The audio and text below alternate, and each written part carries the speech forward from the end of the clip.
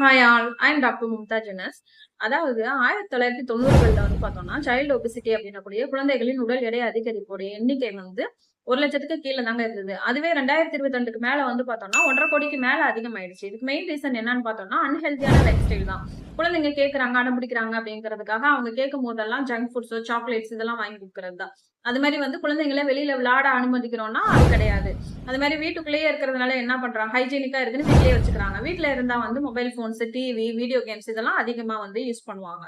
அப்ப வந்து பாத்தீங்கன்னா அவங்களுக்கு பிசிக்கல் ஆக்டிவிட்டி வந்து குறையுது.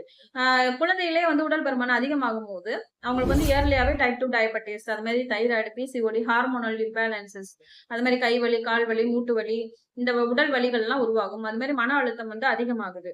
சோ இதெல்லாம் எப்படி அவாய்ட் பண்ணலாம்னு பார்த்தோம்னா, அவங்களுக்கு வந்து பார்த்தோம்னா, அதாவது வீட்லயே ஹெல்தியான ஃபுட் மேக் பண்ணி குடுக்கணும். அது மாதிரி வந்து வெஜிடபிள்ஸ், ஃப்ரெஷ் ஃப்ரூட்ஸ், அது மாதிரி வந்து பார்த்தோம்னா நட்ஸ் அண்ட் சீட்ஸ் இதெல்லாம் வந்து அவங்களுக்கு குடுக்கலாம். அது மாதிரி ட்ரை ஃப்ரூட்ஸ் இதெல்லாம் வந்து அவங்களுக்கு தாராளமா குடுக்கலாம். சிறுதானியம், நவதானிய உணவுகள் இதெல்லாம் அவங்களுக்கு குடுக்கலாம். ஹெல்த்தியா இருக்கும்.